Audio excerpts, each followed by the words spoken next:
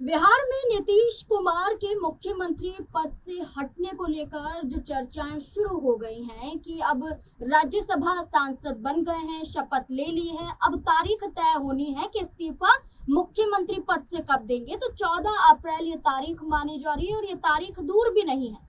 लेकिन इन चर्चाओं में नीतीश कुमार ज्यादा अहम नहीं है। इन चर्चाओं में अहम है कि अब बिहार का अगला मुख्यमंत्री कौन होगा, चेहरा कौन सा होगा, क्या बीजेपी से होगा या जेडीयू से होगा, क्या बीजेपी खुश है, क्या जेडीयू ना खुश है। तमाम तरह की चर्चाएं होंगी क्योंकि अभी मुख्यमंत्री पद को लेकर, चेहरे को लेकर एनडीए के सहयोगी दल तो कह रहे हैं कि सब कुछ स्पष्ट है, सब कुछ तय है, बस ऐलान होने का इंतजार है और ये ऐलान हो जाएगा कुछ ही दिनों में। लेकिन देखा जाए तो दिल्ली में बैठक होती है बीजेपी की, लेकिन बैठक रद्द कर दी जाती है। सम्राट चौधरी वापस पटना लौट जाते हैं और इसके बाद से सम्राट चौधरी मानो नाराज माने जा रहे हैं। बंद कमरे में दिखाई देते हैं सम्राट चौधरी। मुलाकात जेडीयू के तमाम नेता करते हुए नजर आते हैं, बीजेपी के नेता करते हैं, ललन सिंह हो जेडीयू की या संजय झा हो, वो मुलाकात सम्राट चौधरी से करते हैं कि आखिरकार क्या वजह है कि आप अपने ही घर में कैद हो गए हैं। तो वहीं दूसरी तरफ देखा जाए तो जेडीयू पार्टी लगातार दबाव बना रही है कि मुख्यमंत्री अगला होगा तो वो निशांत कुमार ही होगा। लगातार पोस्टर सड़कों पर लगाए जा रहे हैं। तो आखिरकार क्या मामला फंस चुका है और क्या अब एनडीए में स्थिति संभल नहीं रही है? इसी से जुड़े हुए तमाम सवाल है, जानने की कोशिश करेंगे इनके जवाब। हमारे साथ हमारे वरिष्ठ सहयोगी अमन सर जुड़ चुके हैं। सर बहुत बहुत स्वागत है आपका। सर एक तरफ देखा जाए तो निशांत कुमार के समर्थन में पोस्टर ही पोस्टर लगाए जा रहे हैं बिहार में। कभी नीतीश के बाद निशांत होने चाहिए, कभी तीर के साथ निशांत कुमार की तस्वीर लगाई जाती है, तो कहीं इफ्तार पार्टी में भी वो नजर आते थे, हमने बीते दिनों देखा उन्हें।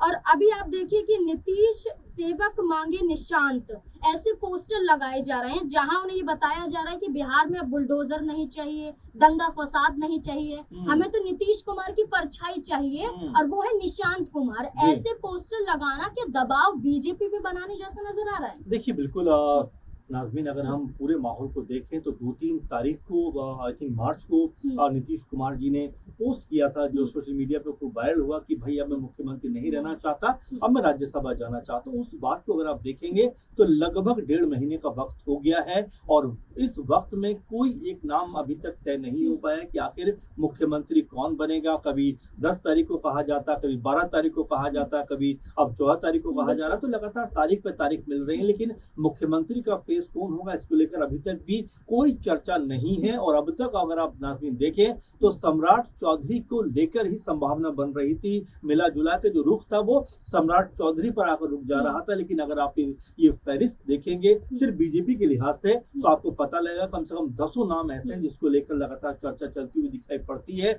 और इन नामों के साथ में क्या बीजेपी कोई एक नाम फाइनल कर पाएगी, ये अपने आप में बड़ा सवाल बन जाता है। क्योंकि आप 10 तारीख को देखें जब नीतीश कुमार जी का शपथ ग्रहण हुआ था राज्यसभा के में, उसके बाद कहा गया था कि भाई जो एनडीए कुनबा है वो साथ बैठेगा, बातचीत होगी, मीटिंग होगी और किसी एक नाम पर मोहर लग जाएगी। लेकिन वो मीटिंग रद्द हो जाती है।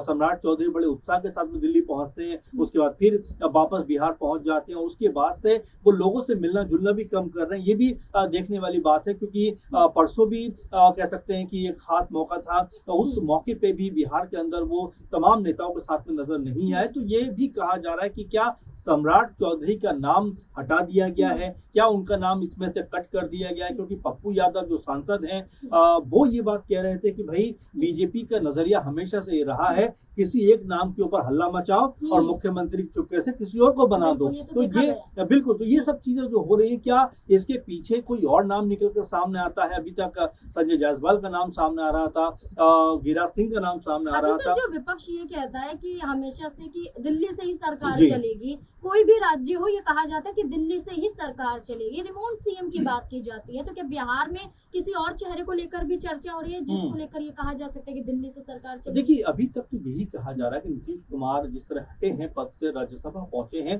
तो सीधा सीधा मसला ये बन रहा है कि भाई दिल्ली में जो आलाकमान बैठा है बीजेपी का, उनके जरिए सरकार चलती हुई नजर आएगी। इसीलिए हर कोई ये कह रहा है कि मुख्यमंत्री बीजेपी ने इसीलिए बदलवाया कि अपना कह सकते हैं कि वहां पर सिक्का जो है को चला सके। अब सम्राट चौधरी के अलावा क्या कोई विकल्प हो सकता है? देखिए, श्रेयसी सिंह का नाम निकल कर सामने आ रहा है, जो कह सकते हैं खेल मंत्री हैं, कह सकते हैं युवा हैं, महिला हैं, और साथ में उनका पॉलिटिकल बैकग्राउंड भी है। उस नाते क्या उनको मुख्यमंत्री बनाया जा सकता है? क्योंकि अभी आने वाले दिनों में संसद का जो विशेष सत्र शुरू होने वाला है, जिसमें जो महिला बिल जो पेश किया गया था, उसको अब क्या लागू करने का सही वक्त आ गया है और किस तरह लागू किया जाए, इसको लेकर 2-3 दिन की मीटिंग होनी है संसद में। तो उससे पहले क्या बीजेपी कोई बड़ा कह सकते हैं ऐलान यहाँ पे करती हुई नजर आ सकती है कि भाई हम महिलाओं के हितैषी, हमने दिल्ली में जो महिला मुख्यमंत्री बनाई, अब हम बिहार में महिला मुख्यमंत्री बना रहे हैं, तो क्या उनका भी नाम निकल कर सामने आता है? क्योंकि कड़ी से कड़ी अगर जोड़कर देखें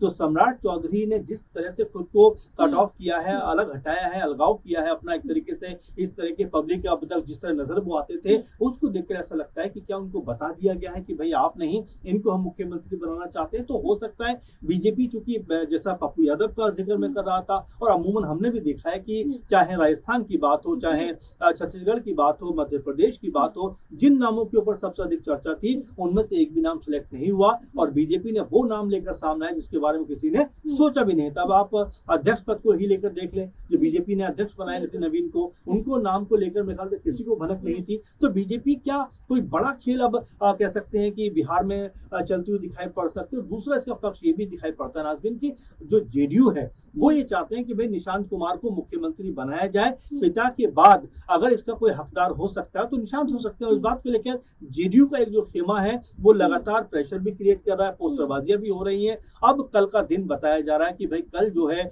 नीतीश कुमार अपने मुख्यमंत्री के पद से इस्तीफा दे सकते हैं, और उसी समय मुख्यमंत्री का ऐलान कर दिया जाएगा कि भाई कौन बनेगा। अब इतनी सारी कह सकते हैं तारीखें आ चुकी हैं, इतने सारे वायदे हो चुके हैं कि अब इस पे भी यकीन करना मुश्किल हो रहा है कि क्या कल भी ये हो पाएगा। लेकिन देखिए, होना तो पड़ेगा क्योंकि अब राज्यसभा चले गए हैं। ऐसे में अगर वो कल इस्तीफा देते हैं तो कल या परसों में हो सकता है कोई नाम निकल कर सामने आ जाए जिसको। अच्छा सर, चलिए नाम की बात हो रही है क्या, तो निशांत कुमार के लिए जेडीयू कहीं ना कहीं उतावली दिखाई दे रही है कि वही आगे आने चाहिए। हम तो चाहते ही नहीं थे कि नीतीश कुमार जाएं, लेकिन उनका फैसला था, फैसले का स्वागत करते हैं, लेकिन हमें उनके बाद निशांत चाहिए। निशांत ने भी उप मुख्यमंत्री पद को लेकर अपनी चुप्पी तोड़ी है और उन्होंने खुलकर कहा है कि वो उप मुख्यमंत्री नहीं बनना चाहते हैं।